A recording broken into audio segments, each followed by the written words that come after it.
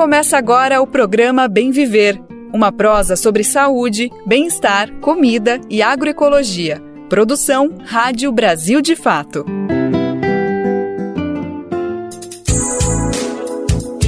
Salve, salve, minha gente! Hoje é segunda-feira, 24 de março de 2025, começando mais uma semana. Seguimos por aqui falando sobre agroecologia, meio ambiente, luta pela terra, cultura popular e alimentação saudável, sempre em busca de um mundo mais justo e fraterno, sempre em busca do bem viver. Eu sou Afonso Bezerra, estou substituindo temporariamente o querido Lucas Salum e vamos saber agora quais são os destaques da edição de hoje. Pesquisadores apontam falhas em estudo feito pelo governo federal a respeito da Ferrogrão. Perda de água no Cerrado resulta em seca no Pantanal. Conversa Bem Viver trata sobre o debate a respeito do marco temporal no STF, com a ativista indígena Tchai Suruí. E as novas iniciativas do governo federal no combate à fome. Esses são alguns destaques de hoje, mas tem muito mais. Fica por aqui que o Bem Viver tá no ar. Programa Bem Viver, sua edição diária sobre saúde, bem-estar, comida e agroecologia. O parecer técnico assinado por pesquisadores da Universidade de São Paulo, da Universidade Federal de Minas Gerais e por especialistas de organizações socioambientais apontou falhas no estudo de viabilidade ambiental da Ferrogrão, ferrovia projetada para interligar o Mato Grosso ao Pará e para reforçar o transporte de grãos do agronegócio. O estudo questiona a ausência de uma análise aprofundada sobre os impactos cumulativos do projeto e a subestimação do risco de desmatamento na região próxima aos rios Xingu e Tapajós, uma área de alta vulnerabilidade socioambiental. Sueli Araújo, coordenadora de políticas públicas do Observatório do Clima, participou como técnica desse parecer e explicou o risco de não prever os impactos cumulativos. Como se o estudo não precisasse trabalhar os impactos que se somam. E exatamente esses estudos mais amplos que têm o dever de fazer essa análise integrada de impactos. Normalmente, isso não é feito nas grandes obras de infraestrutura e se jogam os problemas para os licenciamentos ambientais individualizados. O parecer foi apresentado na semana passada, na Universidade Federal do Oeste do Pará. Os especialistas alertaram que o estudo de viabilidade técnica, econômica e ambiental, divulgado pelo Ministério dos Transportes em 2024, parte de premissas genéricas e não comprovadas. Um dos pontos criticados é a alegação de que o desmatamento é mínimo durante a construção de ferrovias. Sueli Araújo explica que, na verdade, há risco de desmatamento no projeto. Podemos ter mudanças em toda a dinâmica da região, com fluxos populacionais para algumas comunidades, com a intensificação em geral da degradação ambiental a partir de uma polarização, para migrações em busca aí de renda. As pessoas caminham para a direção dos grandes empreendimentos. Toda a parte de desmatamento, isso é do segundo ponto que eu ia chamar a atenção do parecer. Toda a parte de desmatamento, ela tem que ser considerada de uma forma integrada. Então, a gente costuma achar que ferrovia não desmata igual rodovia, O desmatamento, principalmente no estado do Mato Grosso do Pará, ele foi gerado a partir das nossas estradas, nas nossas rodovias. Até por isso que nós criticamos o asfaltamento da BR-319 entre Manaus e Porto Velho. Mas as rodovias são grandes vetores de desmatamento e nós temos um olhar simplista, na verdade, afirmando que ferrovia não gera desmatamento. Ferrovia também gera. Você tem que fazer as ferrovias, elas são um pouco melhores que as rodovias nesse sentido, mas você tem que planejar tudo isso considerando que sim, a região vai atrair atividades econômicas e isso vai ampliar o desmatamento na região. Os especialistas recomendam que o governo federal suspenda o processo de licenciamento ambiental até que seja realizada uma avaliação ambiental estratégica e implementando o plano de prevenção e controle do desmatamento na Amazônia, como explica Sueli Araújo. Ele tem conclusões que, na verdade, são simples.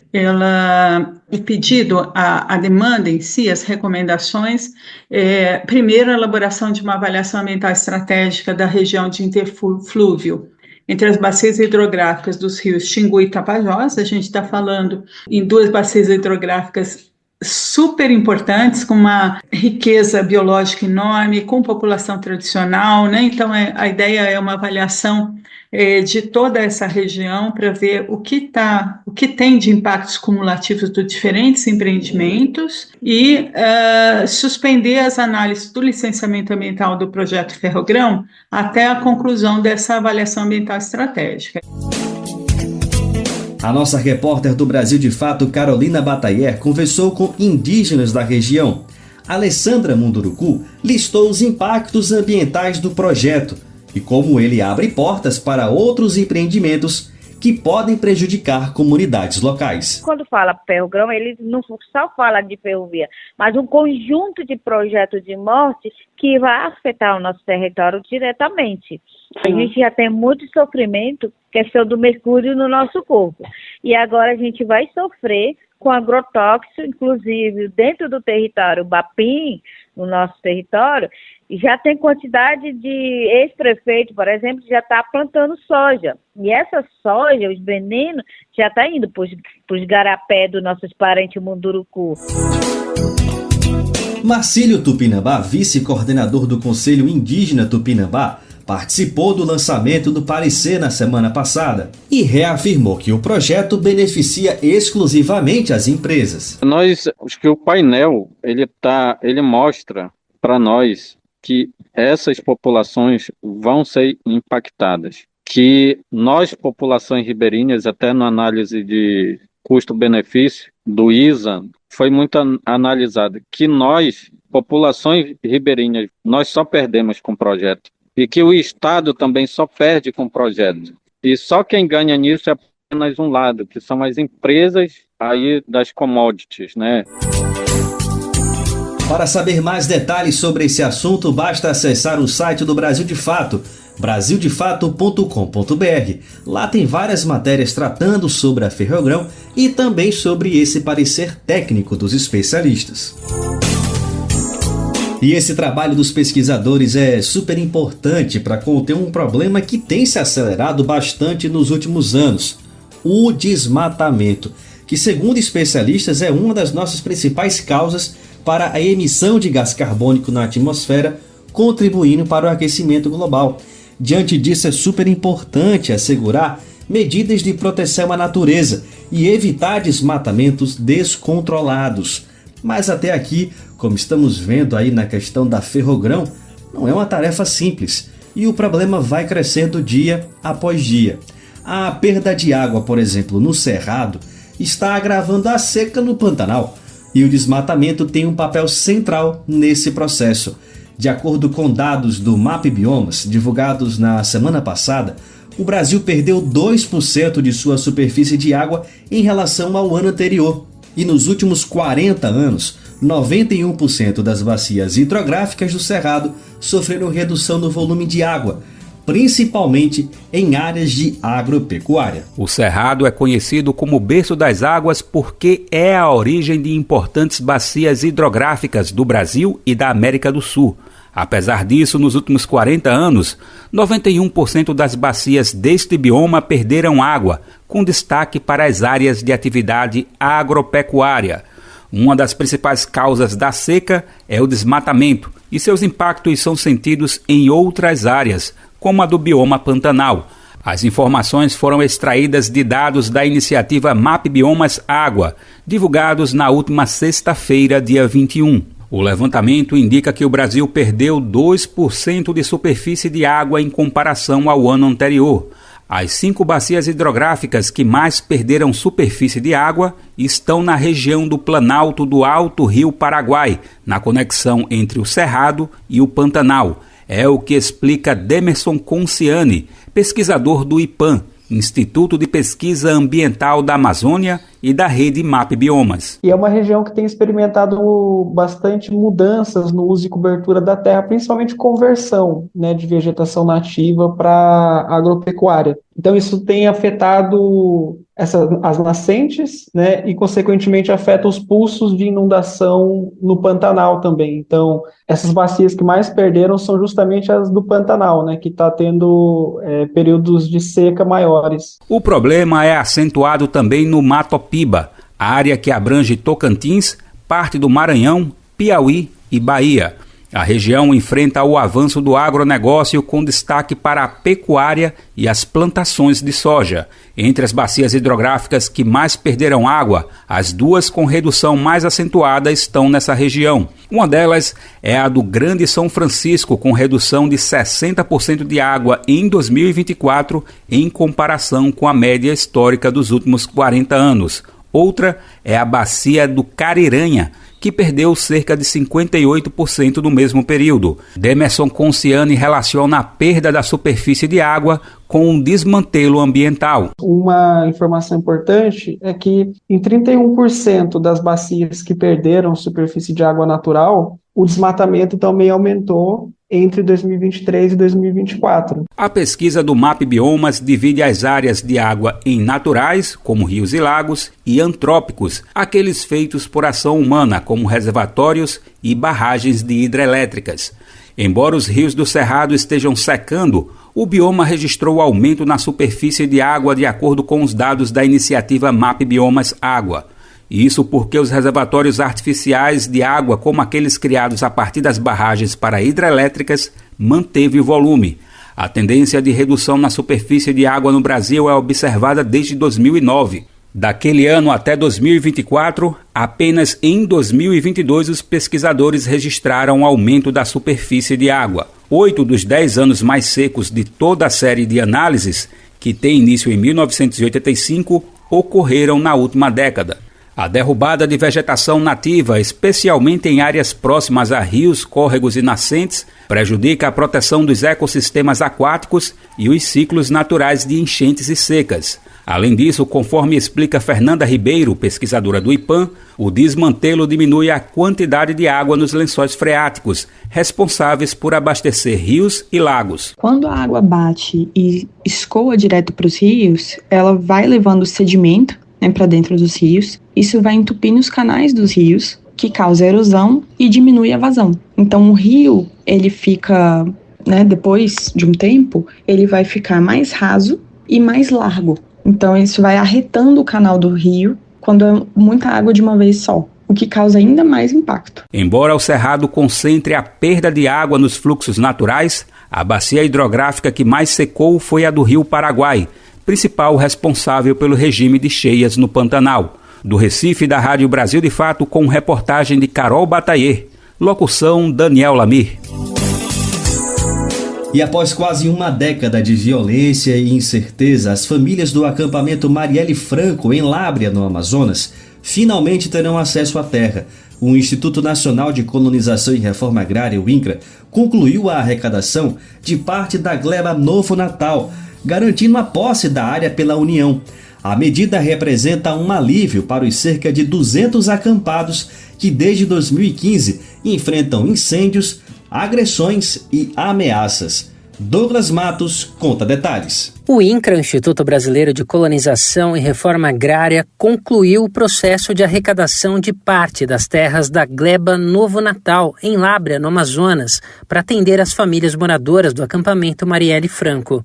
A conclusão do processo pode pôr fim a quase uma década de violências. Ao longo desses anos, os acampamentos tiveram casas incendiadas, sofreram agressões, torturas e ameaças. Em janeiro de 2025, um morador do acampamento foi encontrado morto com um tiro no queixo.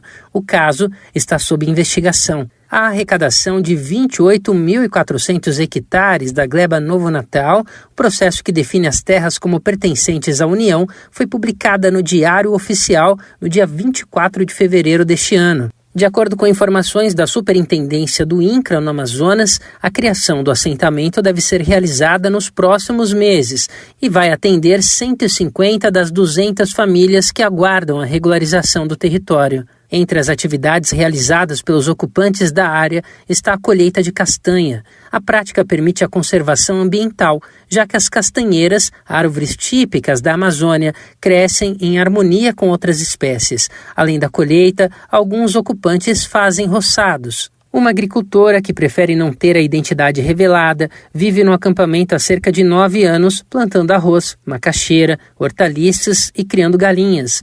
Ela acredita que a arrecadação da terra e o assentamento das famílias poderá, enfim, diminuir as investidas dos fazendeiros. Eu acho que mudou essa decisão do INCRA para nós, porque aí, pelo menos, eu penso assim, né? Vai diminuir o conflito com o fazendeiro, né? Porque é um órgão competente, né? E agora ele vai tomar as providências, né? Aí a gente vai ficar mais confiante. Um dos fazendeiros apontados pelos moradores como mandante das ameaças é o pecuarista Sidney Sanches Zamora, dono de terras no Acre e no Amazonas. Entre elas está a propriedade chamada Fazenda Palotina, parcialmente sobreposta à área requisitada pelos acampados. Em novembro de 2024, o filho dele, Sidney Sanches Zamora Filho, também pecuarista, teve prisão preventiva decretada pela 7ª Vara Federal Ambiental e Agrária do Amazonas, no âmbito de uma investigação sobre uma organização criminosa especializada em grilagem de terras públicas. Procurado pelo Brasil de Fato, o pecuarista informou que recebeu com consternação e surpresa, segundo suas palavras, a ordem de prisão, porque não foi ouvido. Ele diz ainda que sempre fez denúncias contra os invasores e cooperou com as autoridades ambientais e policiais. Em resposta enviada por e-mail, Zamora Filho afirmou que a equipe jurídica dele conseguiu reverter o que chama de injustiça e cancelou a ordem de prisão preventiva ao comprovar que não cometeu nenhum crime de ordem violenta. Com relação às propriedades das terras, o pecuarista disse que o INCRA reconheceu a titularidade da Fazenda Palotina. Um dos documentos enviados por ele ao Brasil de Fato, datado de 2019, é assinado por João Miguel Souza Aguiar Maia de Souza, coronel nomeado para o cargo de ouvidor agrário nacional durante o governo Bolsonaro. De acordo com Denis da Silva Pereira, superintendente do INCRA no Amazonas, que conduziu o processo de arrecadação, o atestado de propriedade de uma parte das terras mencionado por Zamora Filho foi cancelado. Nós estamos aí respondendo pela parte que nos cabe, que é cumprir a missão do INCRA de arrecadar as terras devolutas, né? Lá é uma terra devoluta, nós já fizemos todo o recorte no perímetro onde tem título e vamos arrecadar a parte que está aí ainda sem regularização fundiária, né? Então a gente vai registrar essa terra, matricular em nome da União e destinar para os agricultores lá da área. O acampamento Marielle Franco fica numa área de fronteira entre Lábrea e Boca do Acre, no Amazonas, municípios líderes de casos de violência no campo, de acordo com dados da CPT, a Comissão Pastoral da Terra. Eles estão localizados na Macro, região que abrange parte dos estados do Amazonas, Acre e Rondônia, e definida como uma fronteira de expansão agrícola durante o governo Bolsonaro. Afonso Chagas, agente da CPT, explica a contradição nos dados atuais da violência. Lá é o seguinte, enquanto a gente está testemunhando um decréscimo da violência na Amazônia legal, lá é o local que cresce, que está aumentando. Então está fugindo, está quebrando uma regra aí de diminuição e aumento, entendeu?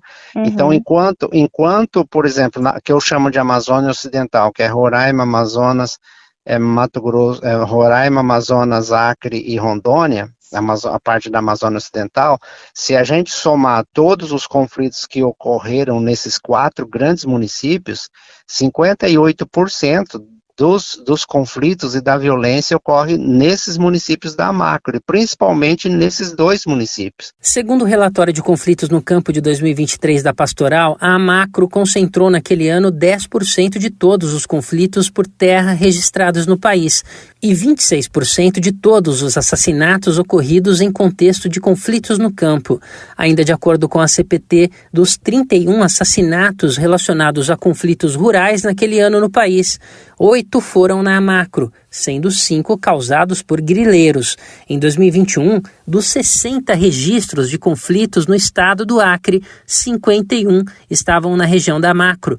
Sobre a concentração de casos em Lábrea e Boca do Acre, Chagas avalia que a dificuldade de acesso à região é um dos fatores que impulsiona a violência. Infelizmente, naquela área, a agressão física, a violência física, os assassinatos, eles têm sido assim uma especialidade dos latifundiários da região, dos grandes grileiros de terra. Com mais de 6 milhões de hectares, o equivalente ao tamanho do Sri Lanka, Lábrea é o 10º maior município do Brasil em extensão territorial.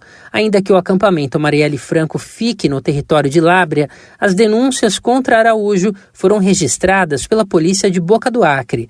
Do centro urbano de Lábrea até a área da comunidade, são mais de 1.000 quilômetros, como detalha o agente da Pastoral. Como a região ela é de difícil presença do Estado, ou seja, tudo está distante, a região envolve uma extensa área que envolve dois municípios, é faixa de fronteira, as jurisdições não estão suficientemente demarcadas, então a impunidade ela é uma espécie de cobertura e legitimidade para essas práticas de violência. Outro atrativo para grileiros na área é a abundância de terras públicas não destinadas, ou seja, aquelas que pertencem aos governos estadual ou federal, mas ainda não foram transformadas em assentamentos ou em unidades de conservação, por exemplo, nem mesmo em territórios protegidos como terras indígenas ou territórios quilombolas.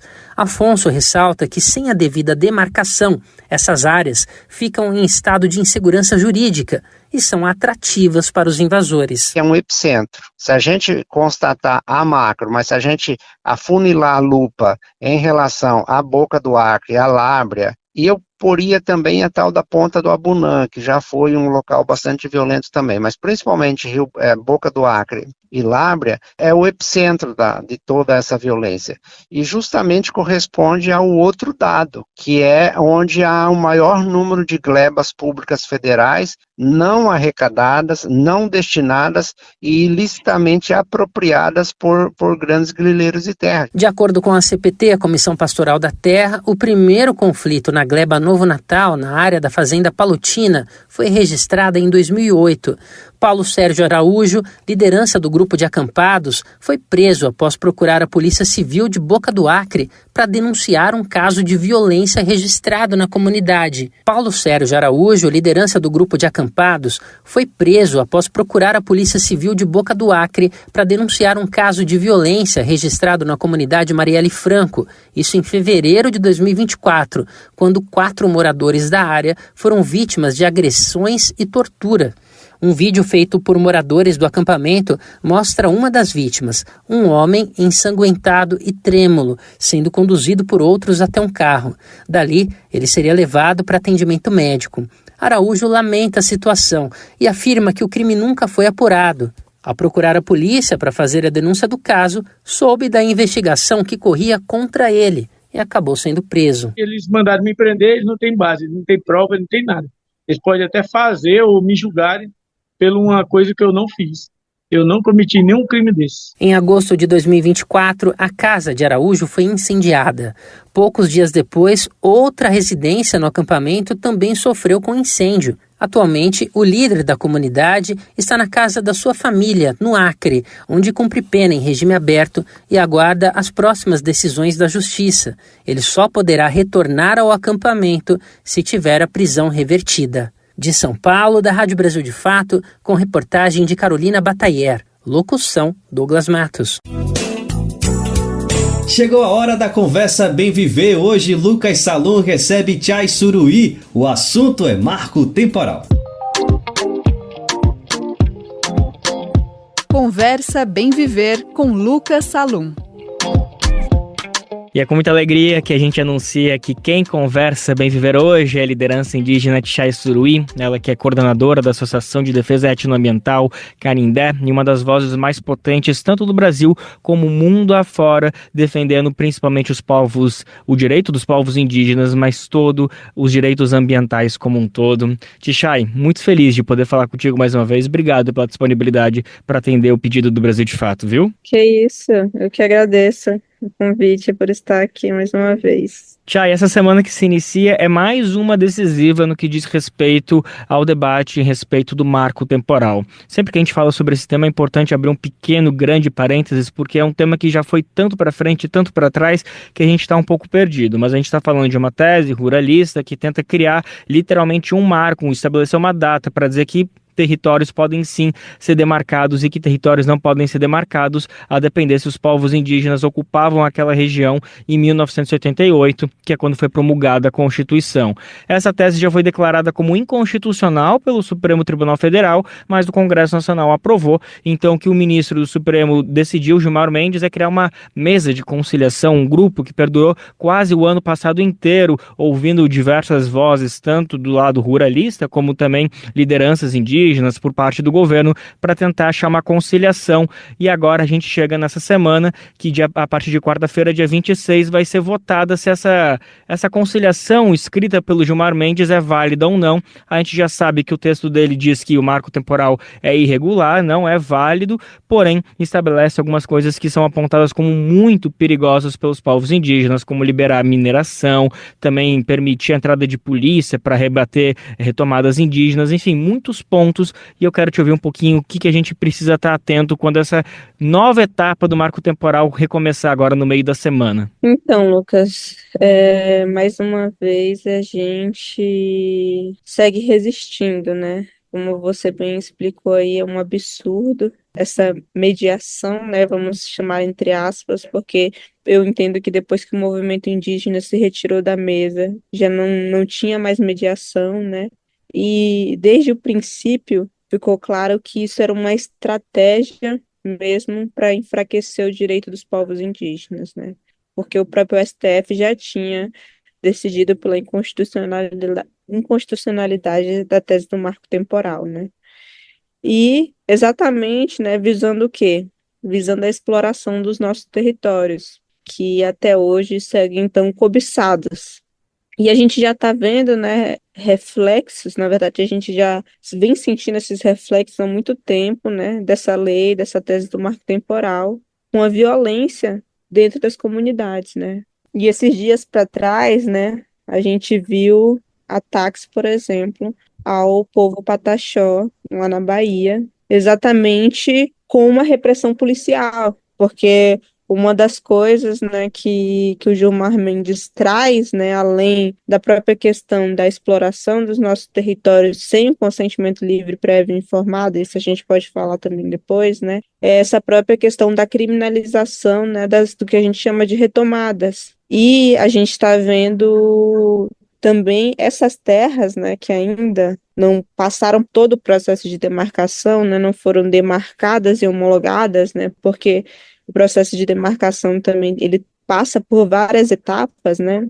Então, muitas que ainda não chegaram ao final, vêm sofrendo também essa violência, né? Não só lá na Bahia, mas como também os próprios Avá-Guarani no oeste do Paraná, que vêm sofrendo uma imensa, né, violência por parte dos fazendeiros, né, por parte dos jagunços, dessas pessoas que ocupam a terra que é dos Avá-Guarani, né, mas esse processo de demarcação ainda não andou, e mesmo, né, dentro das próprias terras indígenas já demarcadas e homologadas, né, como, por exemplo, acho que é importante aqui denunciar, né, o que está acontecendo dentro do território do povo Paité-Suruí, né, o avanço do garimpo ilegal que a gente está sofrendo dentro do nosso território, né, que é uma terra indígena demarcada e homologada, né, que deveria ser protegida pelo próprio governo, né, porque nós fazemos a proteção do nosso território, mas o dever é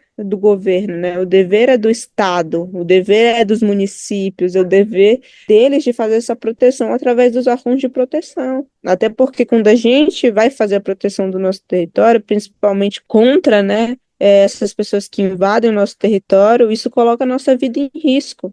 E é isso que está acontecendo, né? Agora os nossos líderes, que a gente chama de labiuais, né? Meu pai, que é o cacique maior do povo Paité-Suruí, mas também o vice-cacique, né?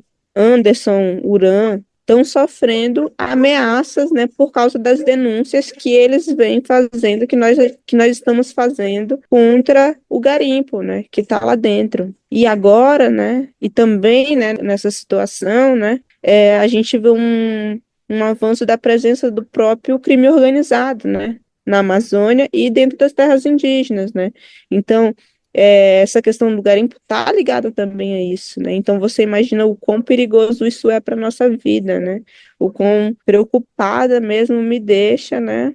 Sobre a segurança da nossa família, sobre a segurança, né, da nossa comunidade, das nossas crianças e principalmente dessas lideranças, né, que vêm sofrendo essas ameaças. E aí você imagine, né, que essa possibilidade da exploração sem a consulta, né? Porque é isso, eles usam o interesse público, mas o que é o interesse público, né? Se não o interesse daqueles que estão no poder, muitas vezes. Ou seja, eles vão poder decidir se querem explorar ou não, né, o que quiserem dentro do nosso território e, pior ainda, né, sem se respeitar o 8169, que é o consentimento livre, prévio e informado e de boa-fé, né, do qual o Brasil é signatário, que fala, né, sobre o direito dos povos indígenas de serem consultados, independentemente de qual empreendimento seja feito dentro do território deles. E consultado no sentido, né, de prévio, porque tem que ser anterior, né, a qualquer empreendimento que entre, né, informado, porque a gente tem que saber exatamente sobre tudo que esse empreendimento vai trazer, né? Dos impactos, das coisas, se tiver coisas boas, mas também se tiver coisas ruins, o que isso vai trazer para a nossa comunidade, né? E de boa fé, porque também não adianta, né, eles informarem, mas também virem na malícia, né, como muitas vezes vem. É isso, não explicam tudo como deveria ser, né? Vendem uma coisa que não é, né? E que depois, para nós, só vai ficar o impacto ambiental, o impacto social. Então, são inúmeros, né, direitos mesmo previstos, inclusive em Constituição, né, na nossa Carta Maior, que podem ser feridos, né, com essa tentativa que está acontecendo, né, no Supremo Tribunal Federal, né, além de, enfim, tantos outros ataques, como o próprio ataque, né, a esse direito, como eu falei, que é o direito do consentimento livre, prévio e informado, né, que é um dos direitos, assim, essenciais, basilares, né, para a proteção do nosso território, para a proteção do nosso modo de vida, para a proteção, né, para nossa própria proteção física também, né, do que a gente vai trazer de impacto também para nossa comunidade. Então, assim, é extremamente preocupante, né, isso, porque é isso, além de tudo, além de todo esse impacto social mesmo, existe também todo o impacto ambiental mesmo que isso vai trazer, né? Porque é isso, a exploração dos nossos territórios é você destruir ainda o que resta de floresta, né? No nosso país, que é protegida pelas terras indígenas, né? A gente sabe que os territórios indígenas, eles protegem mais do que outras unidades de conservação por aí, né? Exatamente por causa da nossa presença. Então, imagine o impacto no momento do país que vai sediar a COP30, né? Então, que compromisso é esse que nós também estamos tendo com o nosso planeta, com o nosso futuro, né? Que caminho a gente está seguindo diante dessa crise do clima, né? Eu vejo, Lucas, que a gente está perdendo a guerra contra as mudanças climáticas, né? Por causa de todas essas coisas. E você vê, e ainda mais, né, nesse contexto político de mundo que a gente está vivendo, né? Onde o Trump acabou com a USAID, né? Para quem não sabe, a USAID era uma das, não sei se era uma fundação, o que era, né? Mas era uma organização, né, que exatamente mandava recursos, né, para projetos que tinham a ver com mudanças climáticas, com democracia, né? Enfim, e que vai afetar aqui no Brasil grande parte as pequenas associações indígenas da Amazônia, né? Além disso, tem toda a própria questão do petróleo mesmo, que ele também quer explorar ainda mais, né? Agora, eu não sei se você viu, teve a própria questão, né, da criminalização da perseguição, né, que eles estão fazendo com o Greenpeace lá nos Estados Unidos, né, onde o Greenpeace foi condenado em 660 milhões de dólares, né, porque ficou ao lado do protesto dos povos indígenas contra uma petroleira. E quem condenou o Greenpeace foi um júri que era composto por pessoas ligadas à indústria do petróleo, né? Então, veja só, né? O interesse E essas coisas... Não, só para complementar essa questão do interesse público, o interesse de quem tem poder, na verdade, né? Tixay, desculpa te interromper, mas é que, te ouvindo falar, comecei a raciocinar um pouquinho sobre como o início do acampamento terra indígena, o ATL, que é a maior mobilização dos povos indígenas do Brasil, que esse ano tem uma data muito especial porque vão ser celebrados os 20 anos da PIB, que é a entidade justamente que organiza o evento, a Articulação dos Povos Indígenas do Brasil, e o início do evento é justamente dia 7 de abril, 5 dias depois que vai sair esse resultado dessa mesa de conciliação, entre aspas, como você muito bem comentou, sobre o marco temporal. Então eu ia te perguntar já qual deve ser as pautas do ATL, mas me parece que já está muito dado que vai ser justamente fazer uma pressão, independentemente do resultado que sair do STF, a pressão dos povos indígenas vai ser para derrubar toda essa tentativa de debate que está sendo levantado. Sim, exatamente, né? O ATL, né, que é o Acampamento Terra Livre, que é a nossa maior mobilização, ela vem exatamente para mostrar a força dos povos indígenas, né, contra todos esses ataques, contra todos esses desmanches, por onde quer que eles estejam vindo, né?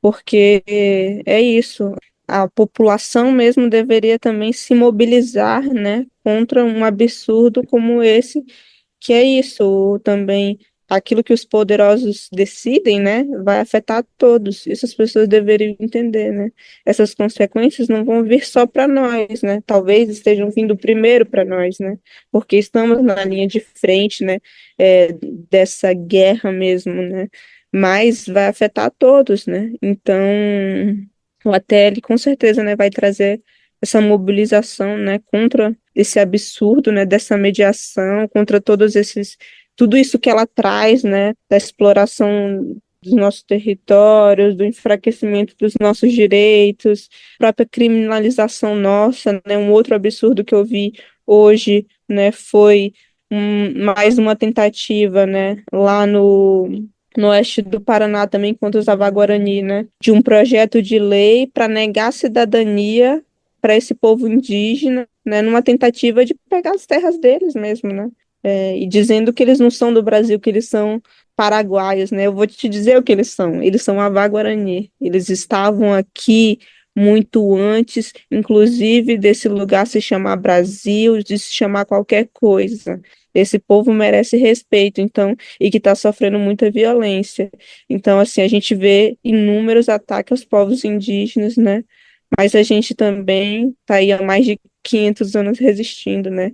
E o ATL, mais uma vez, vai vir para trazer a resistência dos povos indígenas. Mas também para falar de outros temas, né? Como a gente estava falando da própria COP30, né? É importante que a gente esteja mobilizado também, né? Nesse evento que vai acontecer na Amazônia, que vai acontecer no Brasil, né? E que também pode ditar muita coisa, apesar do mundo, enfim, tá como tá. E para a gente também fazer pressão, né? Porque eu falei do Trump lá, que quer continuar explorando o petróleo, mas a gente não pode esquecer que o nosso presidente também está querendo, né, continuar com esse absurdo. E não dá mais, né? Não dá mais de aceitar isso, porque, enfim, a gente está condenando a nós mesmos, né? Pois é, Tixay, que bom que você já trouxe essa questão da COP, porque a gente está falando da discussão do marco temporal, a gente está falando da TL, de tantos eventos, mas tudo isso, de certa forma, vai culminar nesse evento que acontece no final do ano, em novembro, a Conferência das Partes das Nações Unidas para discutir a mudança do clima, que acontece pela primeira vez na Amazônia, na capital paraense, Belém. E a COP é um evento que eu imagino que deve mexer bastante contigo, Tixay, porque você se destacou muito, agora eu não vou lembrar se foi em 2021 ou talvez 2022, 2022, enfim, estou um pouquinho perdido nas datas, mas você foi a primeira liderança indígena a discursar durante uma COP, né? E agora, de repente, o evento chega no Brasil e a gente tem essa expectativa de que, quem sabe, os povos indígenas possam protagonizar o evento, não essas outras autoridades mundiais aí que acabam, enfim, tentando falar em nome justamente dos povos. É uma expectativa que se tem. Qual que é a chance de fato, isso se concretizar, da gente ver as questões da COP serem pautadas, de fato, pelos povos que habitam essa região onde vai acontecer a COP, a Amazônia? Então, né, esse também é o nosso questionamento, né, como que se vai dar ainda a participação dos povos indígenas nessa COP, né, mas pode ter certeza, o Lucas, também, que independente, né, de como eles organizem para que os povos indígenas possam participar em massa e na mesa de decisão, né, tenham realmente suas vozes ouvidas, a gente vai estar lá presente, né, porque eu vejo que essa vai ser uma COP de muita pressão mesmo, de uma presença, né, de vários povos indígenas e de muitos protestos do mundo inteiro, né, até porque você imagina que as últimas COPs, elas aconteceram em países antidemocráticos, né, depois de dessas últimas COPs que a gente vai voltar a fazer uma COP num país democrático que é o Brasil e independente, né, do caminho que os nossos líderes queiram seguir, né, aquele é um lugar, né, esse é um bioma, a Amazônia, que tem muita força, né, e que com certeza vai mexer, sim, com as estruturas, né, mas eu também acho, né, não consigo te dizer exatamente como vai ser, né, porque tudo, como eu te falei, diante desse contexto que a gente está vivendo, é até difícil você dizer, não vai ser assim, vai ser daquele jeito, né, enfim, com Trump, com Milley, enfim, tanta negação também né, do que está acontecendo, com tanta gente também querendo, em vez de proteger a nossa floresta, né, explorar cada vez mais, né, a gente está vendo de novo, parece que a gente tem que se preparar, né, de fato eu estou vendo isso, que a gente tem que se preparar, porque um momento que a gente passou, né, com o nosso governo passado, vem acontecendo em várias partes do mundo também, e a gente tem que se preparar para que isso não volte a acontecer aqui, né, de novo, no Brasil. A gente está vendo o ataque aos direitos dos povos indígenas, não só, né, no nosso país, mas em vários lugares do mundo, né, como, por exemplo, lá no Paraguai, né, mesmo, eles fizeram uma lei anti-ONGs, né, exatamente para acabar com as associações, né, com financiamento das associações. Isso prejudica primeiramente quem, né, como a própria questão da USAID que a gente comentou aqui. Primeiro, as pequenas associações e as pequenas associações dos povos indígenas, né, que muitas vezes são essenciais, né, para aquelas comunidades, porque é através delas que se chega o mínimo de política pública que deveria estar sendo executada, né, pelos estados, mas muitas vezes não é, né? Então, enfim, é muita coisa também para se pensar, né? E também para a gente ir pensando sobre as estratégias mesmo também que a gente tem que tomar, né? Para também pelo menos conseguir pressionar, né?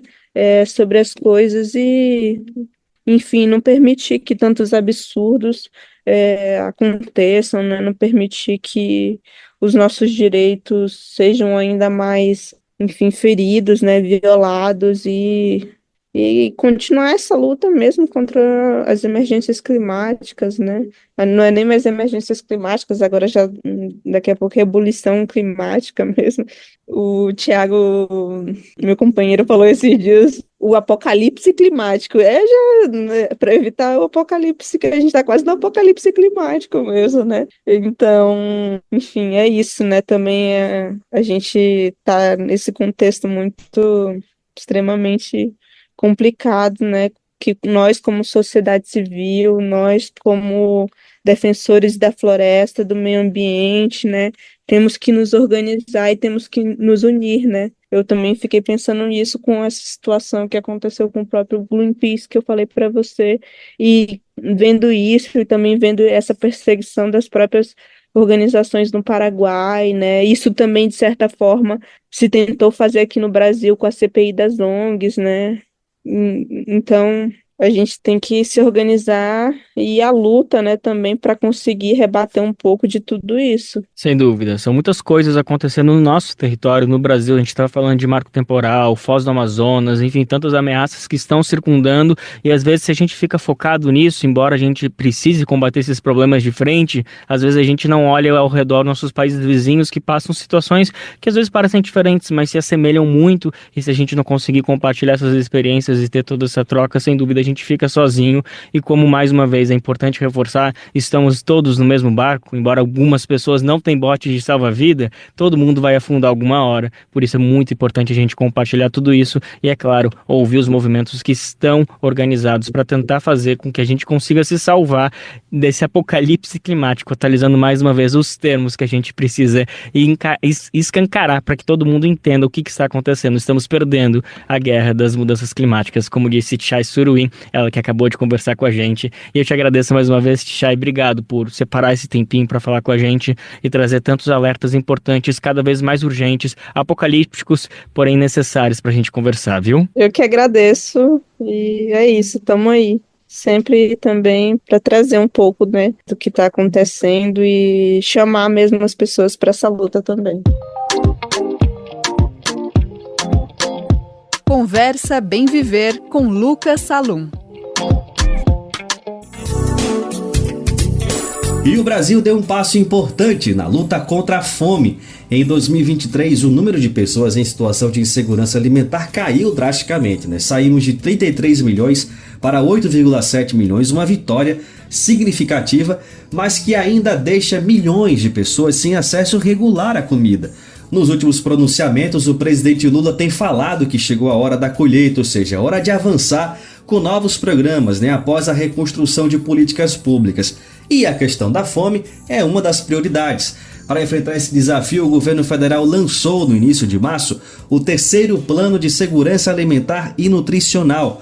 O programa reúne 18 estratégias e mais de 200 iniciativas para garantir alimentação digna e saudável à população, com o objetivo ambicioso de retirar o Brasil do mapa da fome até 2026. O terceiro Plano Nacional de Segurança Alimentar e Nutricional estabelece 18 estratégias intersetoriais e 219 iniciativas para garantir a segurança alimentar e nutricional e cumprir uma meta ousada: tirar o país do mapa da fome até 2026. Para Semiramis Domene, professora da Universidade Federal de São Paulo e coordenadora do Grupo de Pesquisa Nutrição e Pobreza do Instituto de Estudos Avançados da USP, o país sabe como alcançar esse objetivo. Nós estamos agora num momento que é super emblemático de mostrar para a gente como as coisas podem ficar piores quando a gente já acha que não é possível piorar mais, né?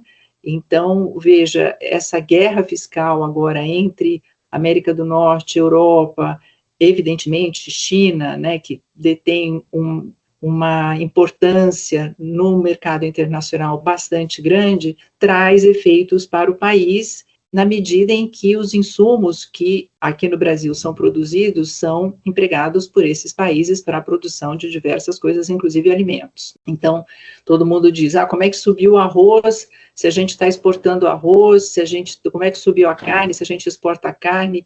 Então, os preços internacionais, a dolarização dessa parte, né, da economia internacional relativa aos alimentos, traz impactos internos e realmente nós precisaríamos ter uma estrutura de produção voltada, portanto, ao abastecimento interno que independesse desses movimentos internacionais. São metas muito ambiciosas, mas o Brasil já fez isso uma vez. A ex-presidenta do CONSEA, Elisabetta Recini, relembra que em 2023 houve uma redução de 33 milhões para 8 milhões e 700 mil pessoas em insegurança alimentar grave no Brasil e justifica que foi graças à retomada de políticas como Bolsa Família ou a valorização do salário mínimo que tem efeito imediato, principalmente para pessoas em situação de vulnerabilidade maior. tudo isso age em pelo menos duas grandes vertentes, assim. Uma vertente é ir atrás dos grupos em situação de maior vulnerabilidade e dar para atuar com essas pessoas não com ações pontuais, mas com ações que criem um círculo virtuoso delas caminharem pelas políticas públicas, terem acesso a centros de referência de assistência social, à unidade básica de saúde, a um restaurante popular, a uma cozinha solidária, enfim, um conjunto de ações. Além do desafio de acabar com a fome no país até o fim do ano que vem, as especialistas manifestam outra preocupação: como fazer para que o país não volte ao mapa da fome no futuro? A ideia é não repetir o que aconteceu no passado recente, quando o Brasil havia saído dessa estatística em 2014, mas voltou menos de uma década depois. E para isso, devem ser adotadas medidas corajosas. Segundo Jamila Goldfarb, presidenta da Associação Brasileira de Reforma Agrária, além de uma política de redistribuição de terras, são necessárias outras ações estruturantes, além daquelas adotadas em períodos de emergência. Claro que é fundamental você ter uma valorização do salário mínimo, distribuição de renda, Bolsa Família. Essas coisas são fundamentais para as pessoas terem dinheiro para acessar o alimento. Só que, se a gente não tem toda uma outra parte voltada à produção e à disponibilidade desse alimento, que são outras duas dimensões da segurança alimentar, ou seja, se a gente não tem agricultura familiar produzindo alimento, se a gente não tem mecanismos de uma política de abastecimento que faça com que esse alimento chegue aos grandes centros urbanos, às periferias, se a gente não tem esse tipo de coisa, qualquer alteração conjuntural, como crise climática, que a gente tem eventos extremos, ou, por exemplo, uma greve de caminhoneiros que fecha as rodovias, ou uma outra pandemia, ou uma crise, de repente, de comércio, que impeça a importação de determinados alimentos, porque algum país impôs alguma questão restritiva, rapidamente a gente perde essa estabilidade no acesso ao alimento. Corrigir a balança de incentivos que são dados ao agronegócio e à agricultura familiar, responsável pela maioria dos alimentos que chegam à mesa dos brasileiros, também é fundamental, como explica a ex-presidenta do CONSEA. É uma questão absolutamente lógica. Ela vai fazer suas decisões considerando qual é o retorno que ela vai ter. As pessoas não estão trabalhando por esporte, então elas precisam ter um retorno e uma garantia de que elas vão vender aquele produto, que aquele produto vai ser vendido num preço adequado, que considere o que ela utilizou no processo de fabricação, de produção, e que também gere um valor que faça ela reinvestir no seu processo ou ter melhores condições de vida, etc. A gente precisa de um plano safra que realmente fortaleça a produção de alimentos da nossa cesta básica. O último Plano Safra, lançado em julho do ano passado, liberou 475 bilhões em crédito, sendo mais de 400 bilhões para os grandes empresários e apenas 75 bilhões para os pequenos agricultores, uma diferença de mais de 400%.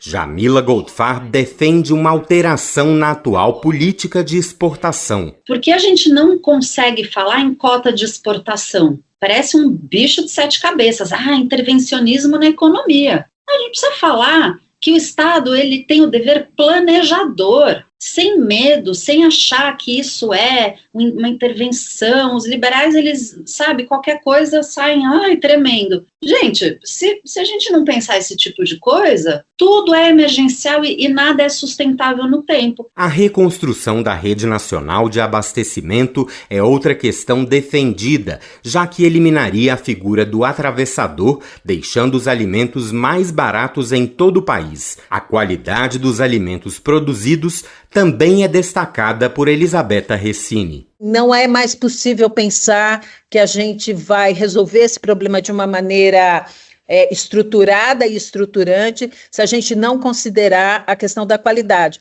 Por sinal, o que nos trouxe ao ponto que nós estamos foi justamente pensar que a gente deveria investir numa produção só de calorias, né? Que faz com que esse modelo que hoje é dominante tenha gerado as consequências que todos nós e todas nós estamos convivendo. De Brasília, da Rádio Brasil de Fato, Leonardo Fernandes. Quando a gente escuta essa música, sabe que a conversa vai ser boa. É claro que estamos falando do Sabe Som, o podcast que traz os papos mais legais, curiosos e surpreendentes da música brasileira. Na edição desta semana, Tiago França recebe o cantor, violonista e compositor Gabriel Moura, numa conversa sobre laços familiares, teatro e o impacto de viver a música intensamente. Na conversa, Gabriel falou sobre a retomada do projeto Farofa Carioca, quem lembra, hein, gente? Do qual ele fez parte da formação original lá nos anos 90. E aí, como que é retomar o Farofa agora com esse Rio de Janeiro do jeito que tá, cara? Cara, na verdade, assim, é uma retomada da vida, assim, eu acho que pra nós todos, assim, ali da banda, porque o álbum saiu em 98 e ele nunca foi pra plataforma digital, ele saiu físico, CD em 98. Uhum. O Seu Jorge saiu da banda em 99, eu ainda fiquei mais um pouquinho, mas saí em 2000 também. Depois a banda voltou em 2006 com um outro vocalista, que é o Mário Brother. E aí ele ficou com a banda até 2012, por aí, depois pararam também de novo. Uhum. E aí eu ficava olhando de longe, assim, eu já não tava mais, ficava olhando de longe com a saudade, falando, pô, uma pena, assim, porque eu saí, os caras voltaram, assim, e acabou ficando uma coisa meio assim e tal. Mas eu deixei também, né, a turma trabalhar, a galera tava trabalhando, e eu também tava fazendo minhas outras coisas. E depois que eles pararam, eu falei, pô, acendeu uma luzinha, falei, eu acho que agora dá pra pegar de novo. Uhum. E aí fiquei no Seu Jorge, pô, vamos pegar o Farofa de novo. Ah, cara, esquece isso, cara, já passou muito tempo, Gabriel, já foi, minha carreira, você vê as coisas que eu tô fazendo, assim, parar pra fazer o Farofa, vai dar um certo trabalho. Não, Jorge, deixa que eu cuido disso. Só relaxa, só diz que sim.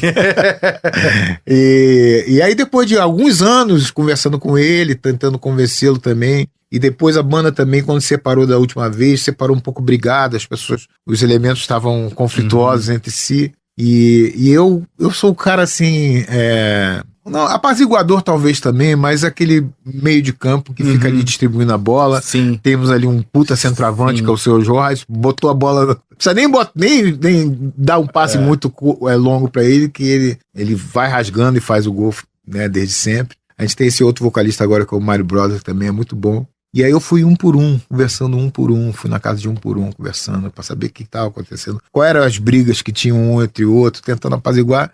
Consegui apaziguar a situação, consegui conversar na gravadora pra gente pegar o álbum, remixei, passei desde setembro, entreguei agora a mixagem pronta, o álbum remixado pra gente lançar na plataforma digital, lançar Dolby Atmos. O álbum... Moro no Brasil, É mesmo? É. Olha! Então vai sair em vinil, vai sair nas plataformas. Mas isso é uma nova mixagem. Notícia. Uma mixagem também que eu procurei respeitar ao máximo a primeira mixagem, mas usando também os artifícios que a gente tem hoje de poder editar algumas coisas que naquela época não dava, que em 98 já tinha Pro Tools, mas ninguém era muito craque e rápido em Pro Tools como é hoje, assim. O Sabe Som vai ao ar toda sexta-feira às 10 horas da manhã nas principais plataformas de podcast e no site do Brasil de Fato. Não me iludo, tudo permanecerá do jeito que tem sido transformado. A gente está falando de música, né? Do Sabe Som, esse podcast maravilhoso e cheio de curiosidades. E a gente tem uma boa notícia para os fãs de Gilberto Gil. O cantor anunciou uma data extra para o show da turnê Tempo Rei em Pernambuco. A nova apresentação será no dia 23 de novembro no Classic Hall em Olinda, uma data após a data original, que já está com os ingressos esgotadíssimos. A pré-venda começa hoje, hein? Dia 24, às 10 horas, exclusiva para clientes do Banco do Brasil. Já o público geral pode garantir as entradas a partir de quinta-feira, dia 27 ao meio-dia. Os preços variam de R$ 240 a R$ 980. Essa turnê Tempo Rei marca a despedida de Gilberto Gil dos palcos, né, gente? Olha só. E já emocionou, né? Já vem emocionando aí milhares de fãs. Por exemplo, o show de estreia foi lá em Salvador, na Bahia, terra do Gilberto Gil, reunindo mais 53 mil pessoas, gente, na Arena Fonte Nova. Todo mundo emocionado. E a gente também se emociona com essas coisas, né? E o programa Bem Viver de hoje fica por aqui. A gente encerra essa edição de segunda-feira ao som de Tempo Rei, claro, do querido Gilberto Gil. O programa vai ao ar em diversas rádios pelo país. A lista completa de emissoras que retransmitem o Bem Viver você encontra lá no nosso site, na matéria de divulgação diária do programa. E eu quero aproveitar aqui para agradecer a todo mundo que está com a gente nessa parceria, né? A todas as rádios, essas emissoras maravilhosas que fortalecem essa rede do Bem Viver, que fica disponível também como podcast no Spotify, Deezer, iTunes e Google Podcasts. A apresentação e o roteiro do programa hoje foram comigo, Afonso Bezerra. A edição e produção com Daniel Lamy. Trabalhos técnicos de Lua Gattinone, Adilson Oliveira e André Paroche. A coordenação de rádio e TV é de Monize Ravena. Diretora de programas, Camila Salmásio. A direção executiva de Nina Fidelis. O apoio é da equipe de jornalismo do Brasil de Fato. Você ouviu o programa Bem Viver, uma prosa sobre saúde, bem-estar, comida e agroecologia. Produção Rádio Brasil de Fato.